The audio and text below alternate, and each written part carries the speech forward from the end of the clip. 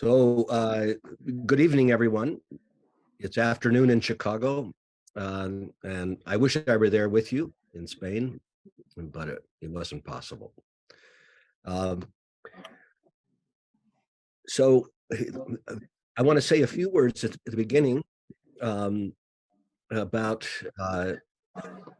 Professor Brea, José Luis Brea's account of his attempt to work with visual culture, and I'm quoting him, inside dynamic systems, permanently unstable, at the very heart of thinking machines, drawing the outlines of desire.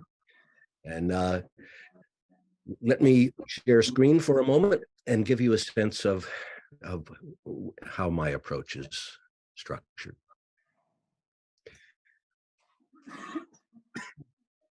I'm not sure that, okay, now.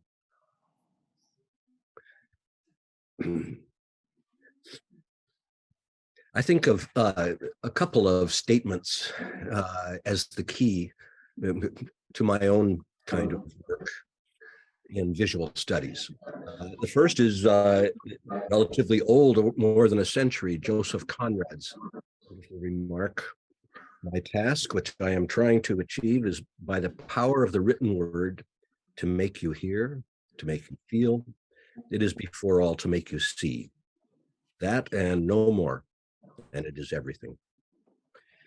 And the other is the remark of Gilles Deleuze in The Logic of Sense. Philosophy does not free itself from the element of representation when it embarks upon the conquest of the infinite. Its intoxication, that is, intoxication with the infinite, is a false appearance. It always pursues the same task, iconology. In other words, philosophy, despite its best efforts, cannot escape from the world of appearance, of images, and visual experience, which is the central topic of visual studies. So let me say goodbye to that particular slide and move us back to quite a different orientation. And I need to move some things around on my screen.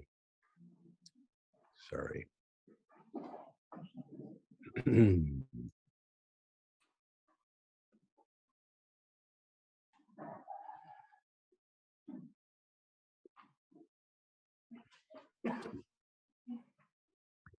Okay, I want to return us to what I think of as a simple time before the onset of visual studies as a major formation in Europe, North America, and really across the globe, when many scholars simultaneously began to think about the visual as a distinct problem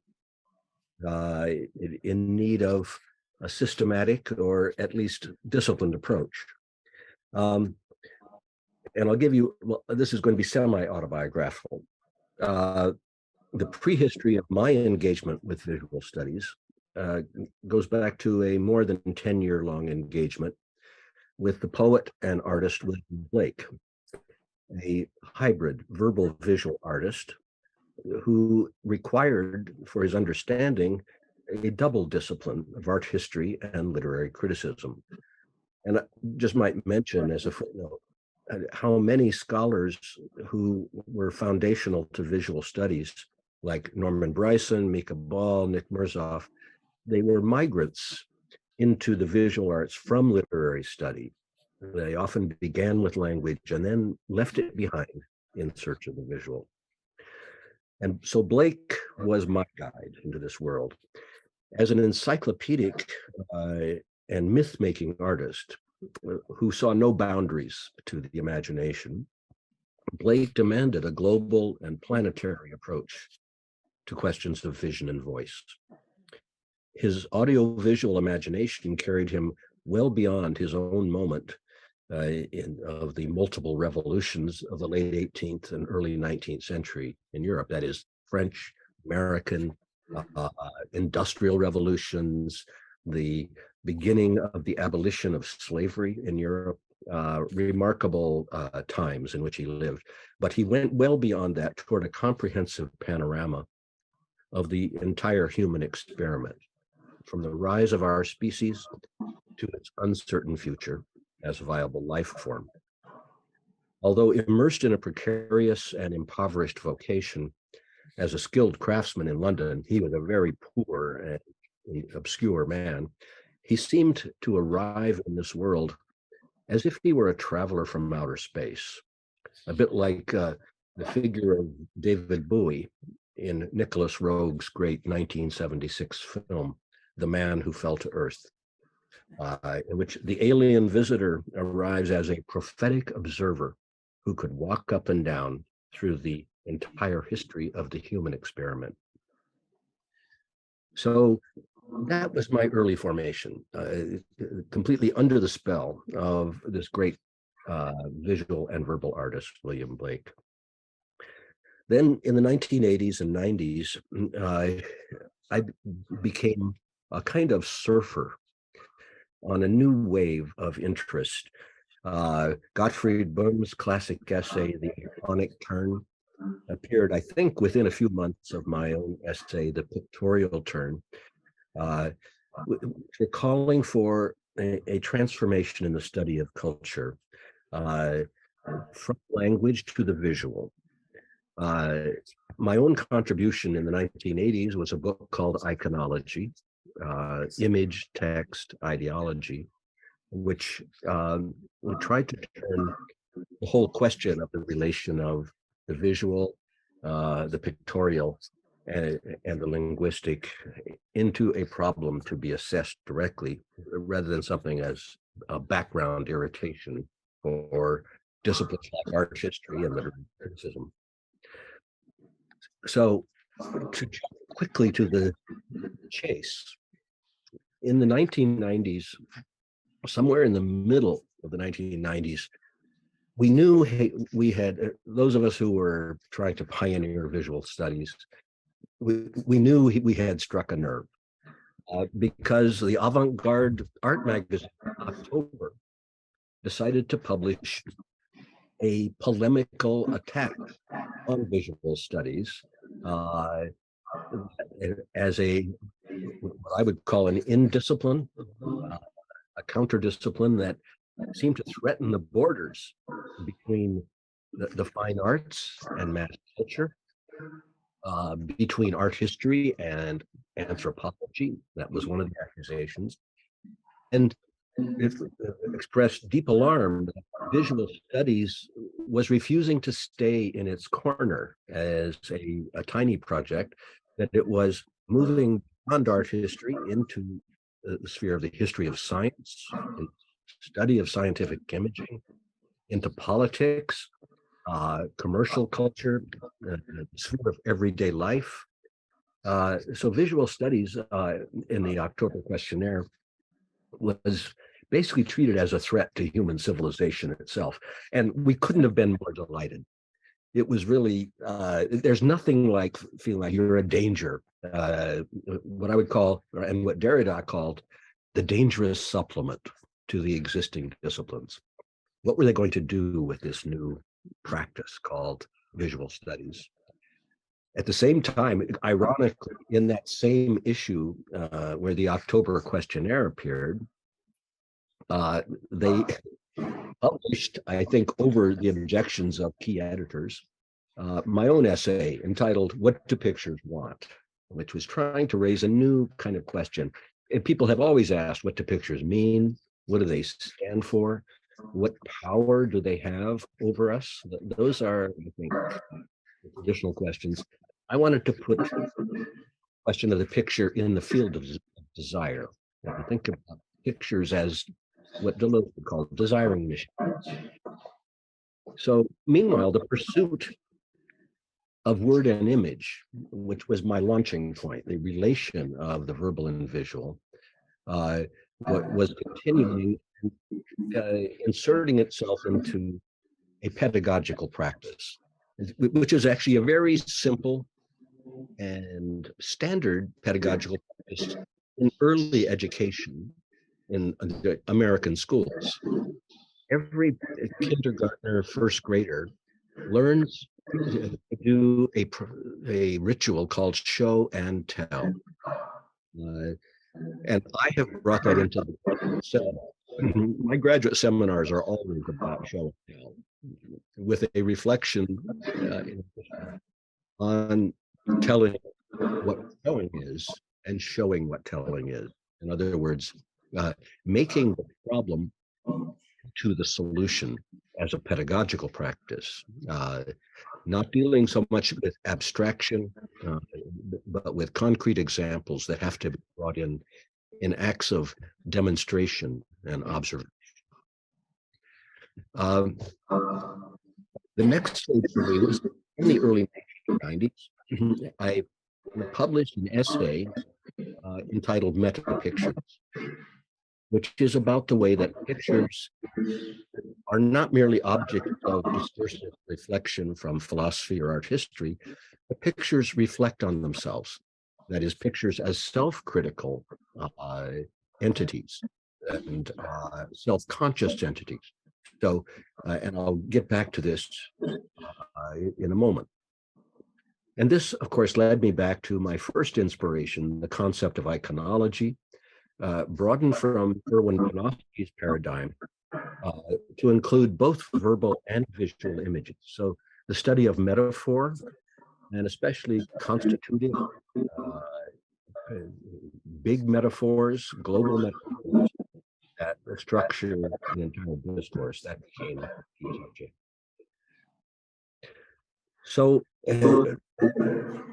out of this, in the last 10 years or so, I have developed a new device, kind of platform for thinking, which grew out of that essay entitled Meta Pictures, that is, pictures about pictures. I decided to create a Warburgian style atlas in honor of the great art historian Abby Warburg, and carrying forward Abby's project of taking art history beyond its boundaries. As you know, Warburg's Builder Atlas, his Mnemosyne Builder Atlas, goes way beyond art history, way beyond the Renaissance, which was into ancient art, into anthropological images, and into contemporary images from newspapers of the rise of fascism in the 30s. So Abby Warburg was a great inspiration in thinking not only about meta pictures, but how to bring them together, an atlas, to see them all together. So that's what I'm going to do next. I'm going to give you a brief tour of my meta pictures atlas. So once again, I need to share my screen.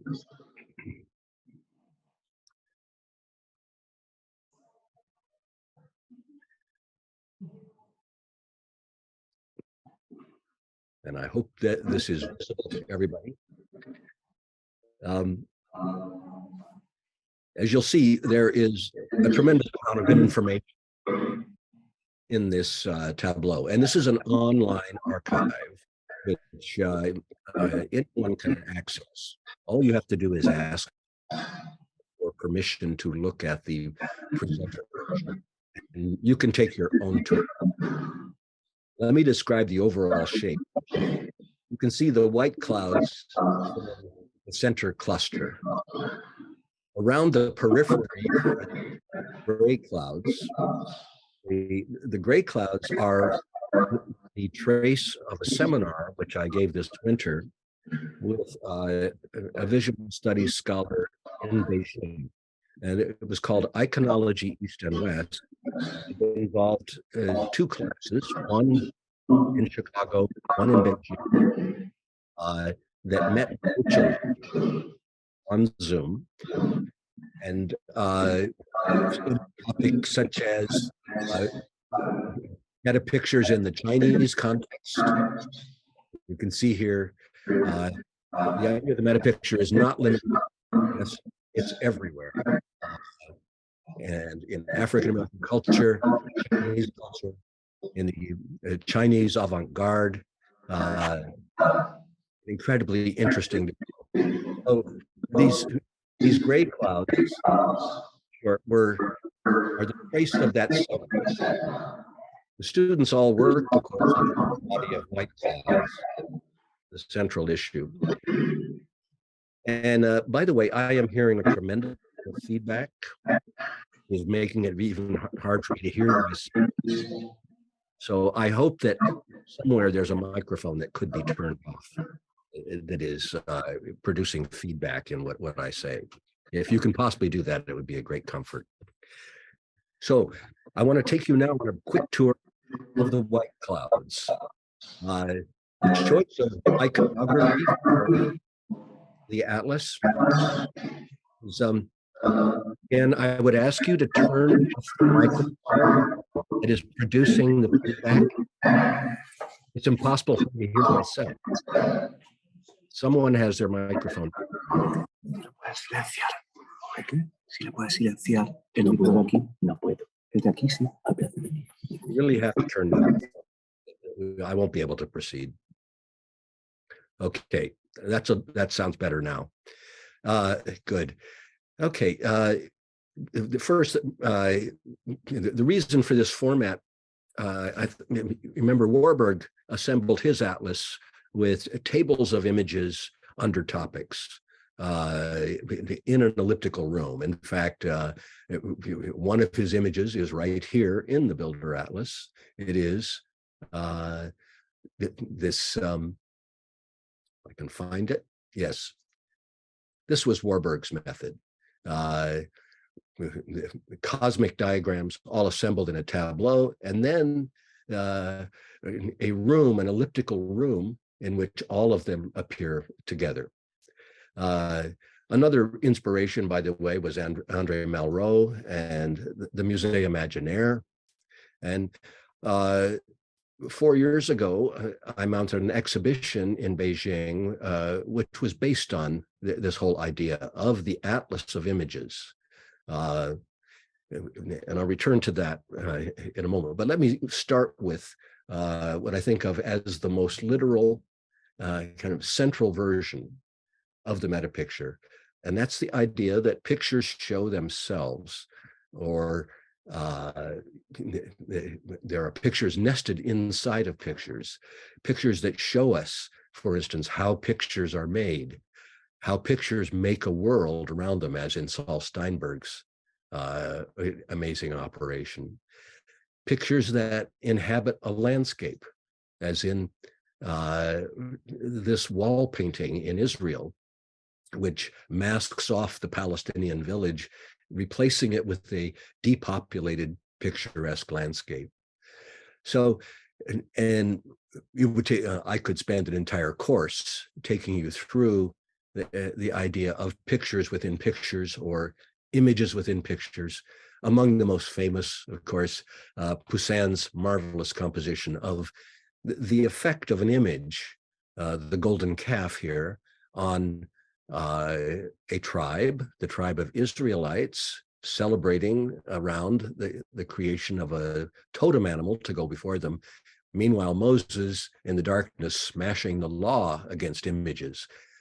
Images, in other words, not merely neutral things, but shown here as a grievous crime against the law, the second commandment in the Bible. Hard for me to say that Poussin is endorsing that law here. It looks to me like he is, as a painter, is celebrating the craft of the artist, Aaron, depicted here in white. So many other examples of the picture within the picture that shows how a picture comes into the world. I could spend a lot of time on this, but we would never get anywhere.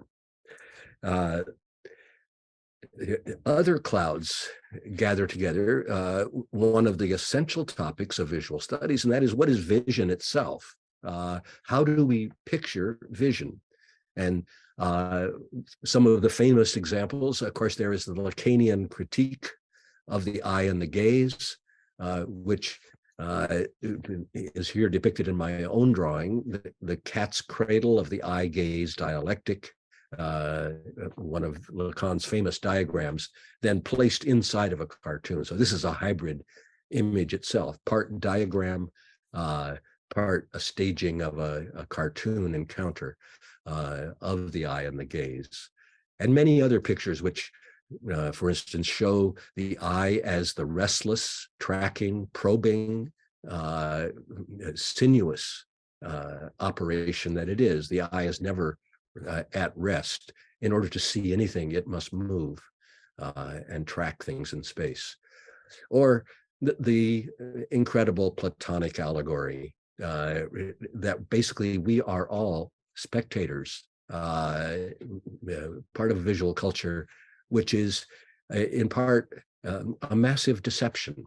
According to Plato, you must escape from the cave of illusions and ascend into the sunlight of the forms.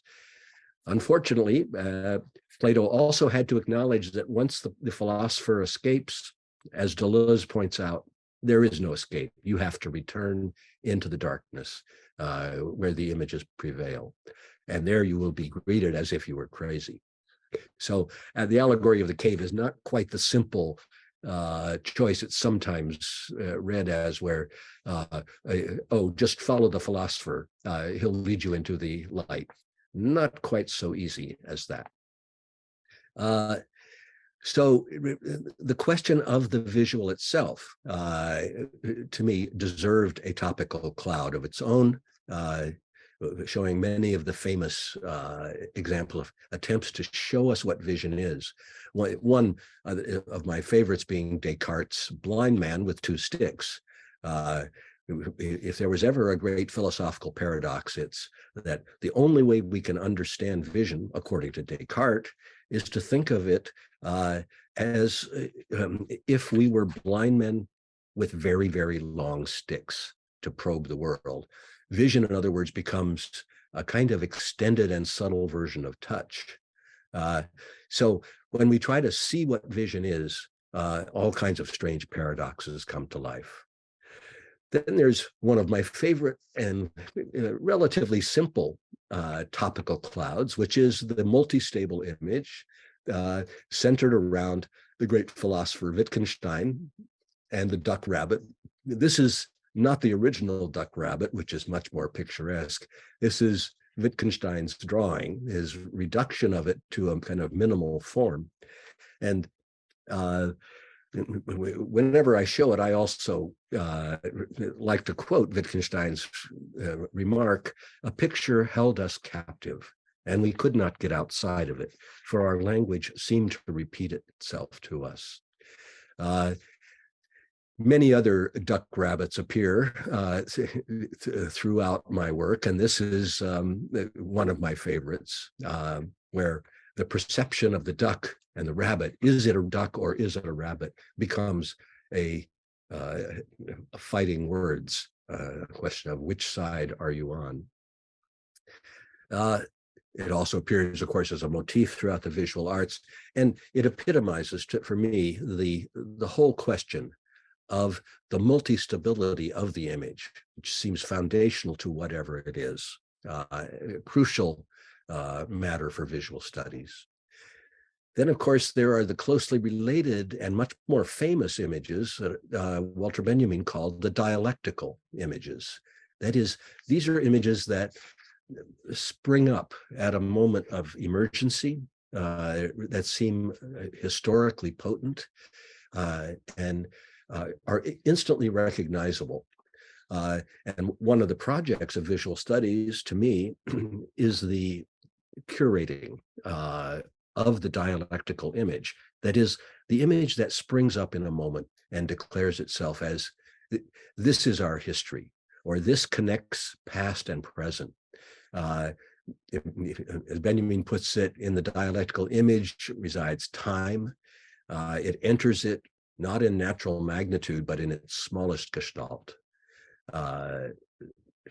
So it's the now of recognizability, but also the collision of the present and past. And the best illustration I can give you of this is this remarkable cartoon, which links the image of the Abu Ghraib man, the American torture regime during the invasion of Iraq, which we have just passed now, the 20th anniversary of that terrible war's onset.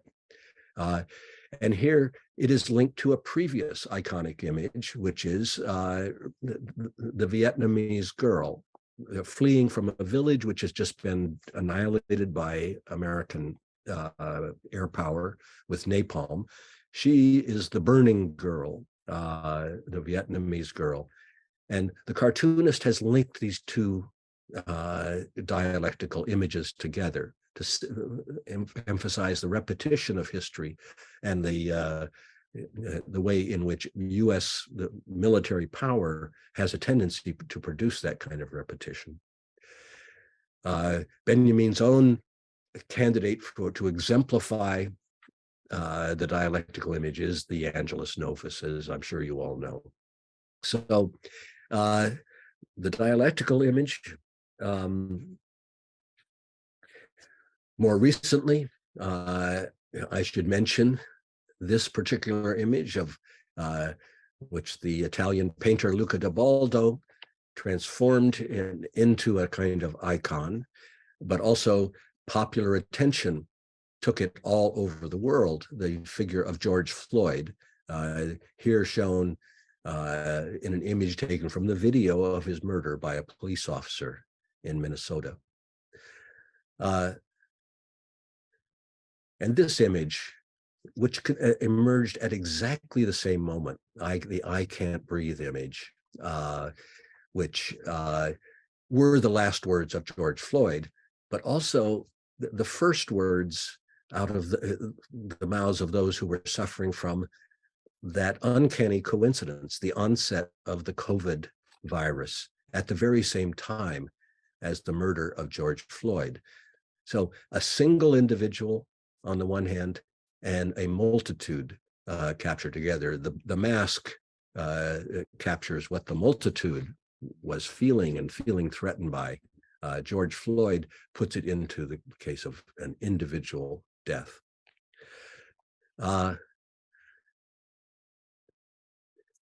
There's a special place in visual studies, I think, for the face,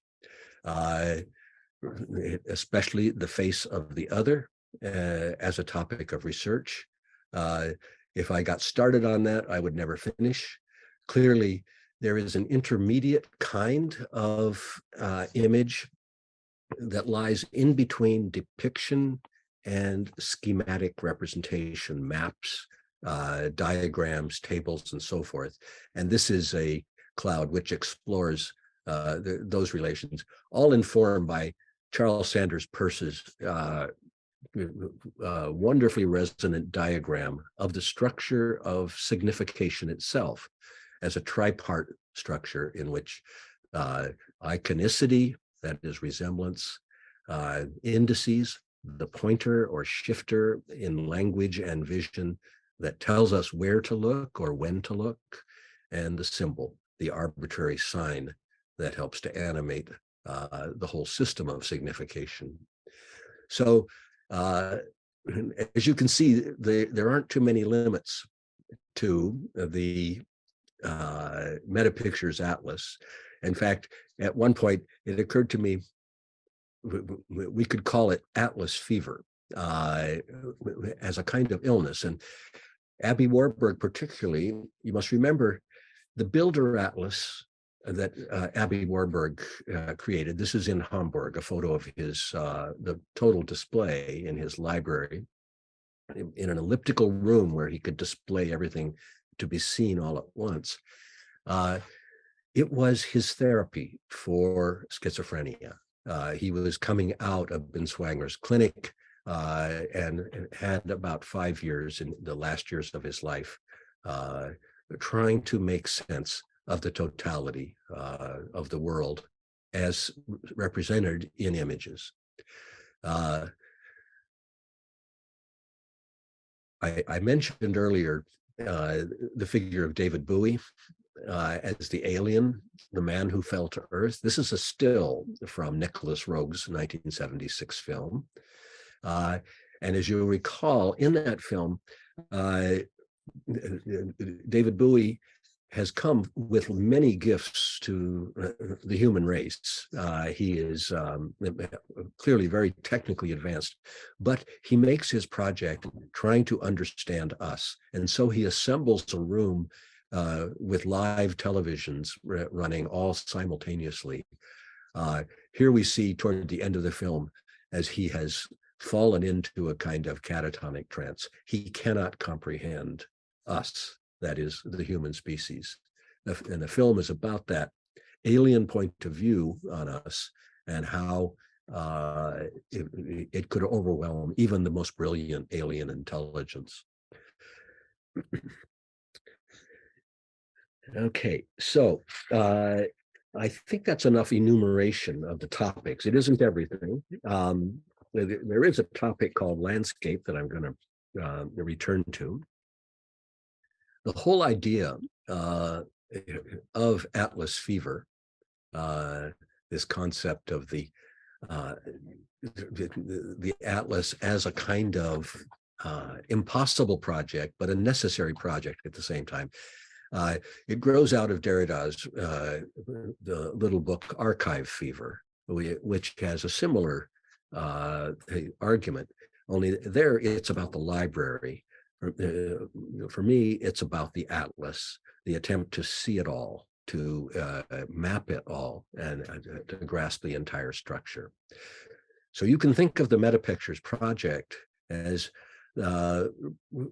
where all of my work in visual studies has come together. And of course, it's not like I'm alone there. I'm bringing numerous authorities, Warburg, Panofsky, the rise of visual studies in the late 1980s and 90s, its emergence as a real force in the study of culture beyond that time.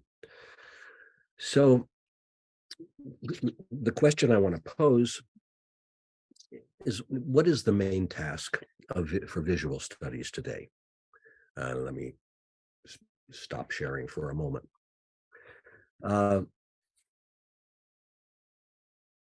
Always hard to predict where something is going. So all I can do is tell you where I think visual studies ought to go, what it ought to try to accomplish, both inside the world of higher education, but also right down to the moment of early education. The first thing is, I think that visual studies has to be a practice dedicated to truth in representation, to verification and honesty, which is to say that it will therefore be a practice of critique, of misrepresentation, and the production of illusions and collective fantasies. I was in Spain last year, and it felt like a liberation to me to get away from American television for a week or two, and particularly for the emergence of mass and social media in the contemporary United States as the production of completely alternate realities. And this is largely centered around this phenomenon. Unfortunately, has a proper name. It's called Trumpism, and it is a mad mass hallucination compounded out of a very specific lock and key relation between a narcissistic psychopath on the one hand, that is somebody who has no human sympathy, no ethical standards, no moral compass. That on the one hand, the psychopath, and on the other hand, the psychotic. The psychotic is the one who hallucinates, who is gullible, who is paranoid, who feels himself to be a victim.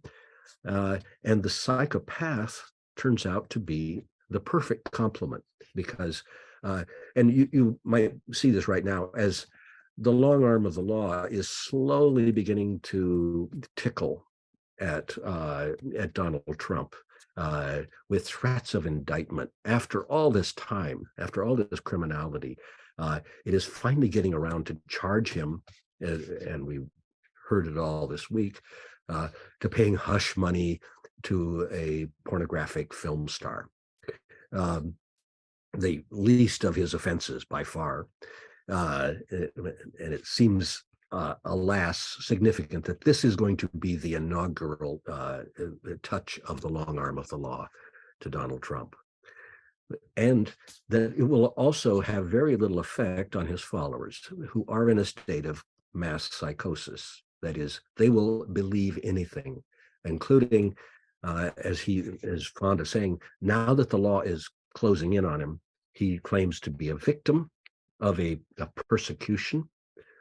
And this, of course, activates the persecution complex of his followers, who are happy to see themselves as disrespected as well. It's a really a very toxic and dangerous situation.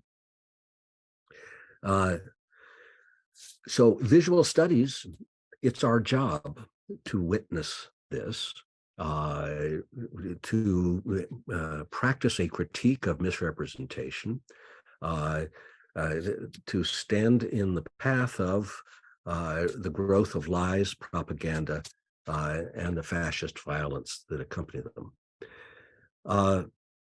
In short, it has to bear witness, to be the eyewitness, which is also to be the ear witness, to the spectacle of humanity's danger to itself. In this sense, this is not just a US problem. It's much bigger than that. Therefore, I think visual studies has to be a prophetic practice, but in Blake's sense of prophecy, which is not to be a predictor. I'm not predicting anything here, but to say, if you go on so, the result is likely to be thus and so. Critical visual studies then should affirm its vocation as an opening of the eyes to the truth of things.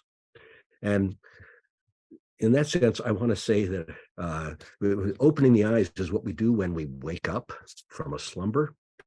And you may have heard that we have a phenomenon called woke culture. It's a phrase that comes from African American culture. To be woke is to understand, for African Americans in America, who you are, where you are, and what your history has been, to be awakened to the truth of your condition. So wokeness, of course, has now been seized upon by the right wing as a shameful thing. And there are people going around, I'm sorry to say, embarrassed by and apologizing for, saying, oh, I hope I don't sound too woke. I want to say I am totally down with the woke folk. I am sick and tired of people bitching about tiny gestures of atonement and compensation for long, long histories of discrimination and violence. So visual studies, what is it supposed to do? What should it keep doing? It should continue to be eye-opening, to be revelatory, to be investigative, and to be creative in its reframing of the realities we share. So my Metapictures project is nothing but an effort to track the circulation of a concept across a potentially infinite set of examples. In short, it is like Deleuze's rhizome. There's no limit to it. And some people might think that's a bad thing. I think it allows that form of growth that is not merely rhizomatic, but what we call education. That's why, to me, the dark gray clouds surrounding my cluster of white clouds is part of the interest of the whole project. So visual studies must be a practice of resistance to the disappearance of evidence. And I'm thinking of evidence here in its etymological sense as the visual trace, the visual material that makes reality graspable. The testimony of images and words working against the vanishing of evidence and the erasure of the populations that go with them. And this is including, but not confined to, human populations. As you know, on this planet, dozens of species are going extinct every day. and mainly as a result of our activity. We now live in a geological era called the Anthropocene, in which the human is as big a factor in the weather as the rain. I'm tempted to make a pun on rain with a GN and rain, AIN. Some years ago, I attempted to situate this question of extinctions by directly focusing on the totem animal that is universally recognized as the symbol of extinction, and that's the dinosaur. So in the last dinosaur book, I tried to document the way that image of the extinct bipedal lizards has penetrated every aspect of modern consciousness as a symbol of a globally dominant species, rather like ourselves, that vanished or hopefully evolved into a different form. And it's only in the last 200 years of human history that we have been aware that the continued existence of species, including our own, is not guaranteed by any law of nature or man.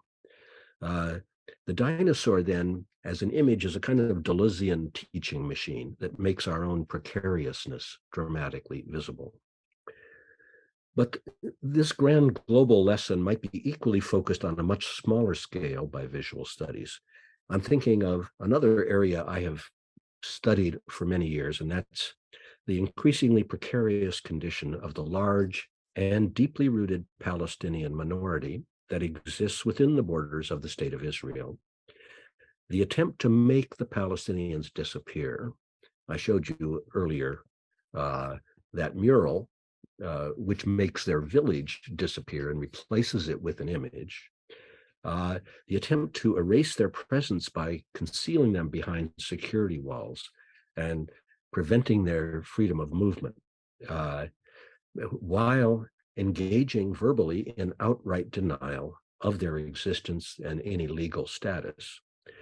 Golda Meir famously claimed the Palestinians do not exist, that there never was a Palestine, and this is now pretty much the official doctrine of the current right-wing government in Israel.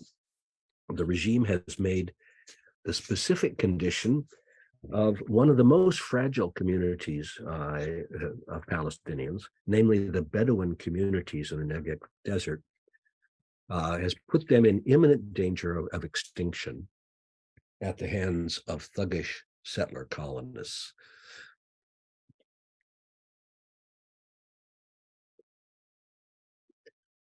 I'm almost finished here. This process has been the subject of a long project of verbal visual witnessing by photographer Margaret Olin and writer David Shulman.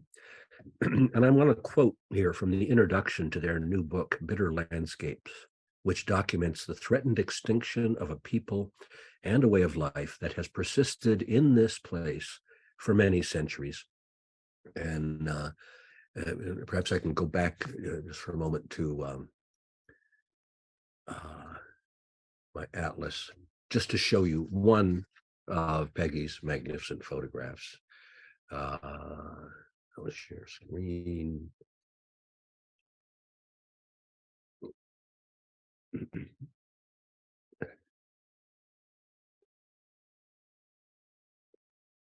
Here it is. This is, you can see the Bedouins with their sheep in the foreground. It's an incredibly difficult and beautiful landscape, which Peggy Olin has documented and David Shulman has written beautifully about. And let me quote now the introduction to their book. These harsh desert landscapes are home to a small population of farmers and herdsmen whose way of life is threatened with extinction.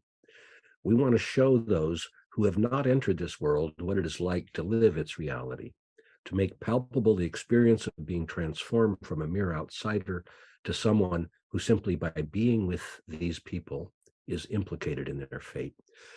And this has been a long-term project of witnessing, almost, I believe, 10 years. They go on to say, we aim to bring the visitor into the spaces of the South Hebron Hills and the Jordan Valley, where in our experience, it's not possible to remain indifferent. We ourselves have for years deeply engaged with that reality, with the Palestinians and with their oppressors, Israeli soldiers, settlers, policemen. Our photographs and texts converse with all the above.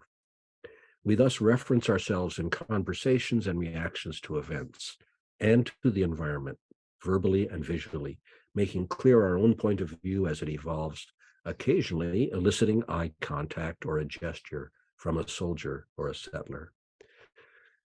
The pictures in this book were taken between 2014 and 2019. Both of us are longtime volunteers in Ta'ayush, the Arab-Jewish Partnership, a grassroots peace and human rights organization active in the areas we have mentioned. We accompany Palestinian farmers and shepherds to their fields and grazing grounds in order to protect them from violent settlers. We help them harvest their crops, pick olives, and plow their fields. We've been involved in many dozens of land ownership disputes, following the rightful owners through the Israeli courts, and sometimes forcing soldiers and police on the ground to obey the court's decision. There are solidarity visits to communities living under constant threat of demolitions and expulsions. Part of our responsibility and our hope lies in documenting what we have seen. As for myself, I can no longer travel to Israel, Palestine, where I have been engaged for a long time, to continue my own project of bearing witness to the Palestinian condition. It's because I've come out publicly in support of the boycott of Israel. So no way I can cross a checkpoint into Israel. I find myself deeply moved by Peggy Olin and David Shulman's steadfast commitment to this project, which strikes me as one example of what visual studies must maintain as a key agenda if it's to have a viable future as an intellectual project worth pursuing. So thank you very much, and I would be delighted to answer questions or hear comments. Thanks so much.